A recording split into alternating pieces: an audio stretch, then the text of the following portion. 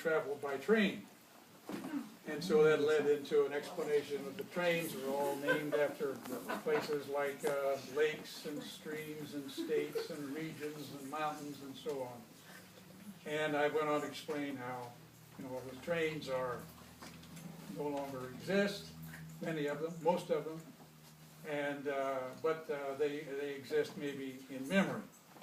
So having done that, kind of evolved into whether I like it or not, a tradition which I've tried to continue.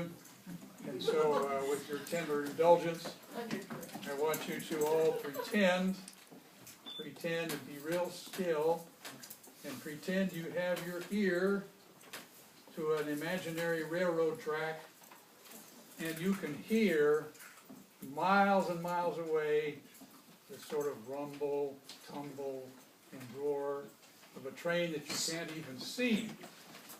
And so, out of the pages of yesteryear, I wanted to bring you a little bit of nostalgia about such an old train named after a river that runs through our state. Okay, are you ready? Yeah. Here we go. From the great Atlantic Ocean to the wide Pacific shore, over the greenest growing mountains and the sand dunes even more. He's mighty tall and handsome and quite well known by all. She's your transportation, she's the Wabash cannonball.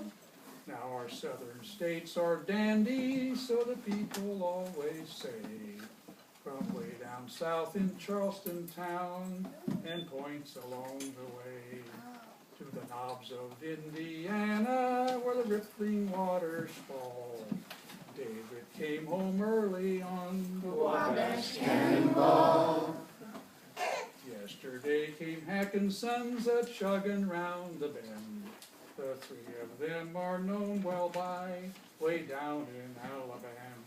When their visit here is over, as best I can recall, they'll chug on back to Dixie on the Wabash cannonball. Now where are those two Winslows named Ken and Mary Ann?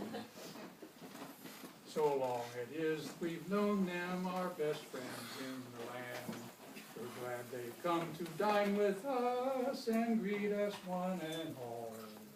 There'll always be two seats for them on the Wabash cannonball.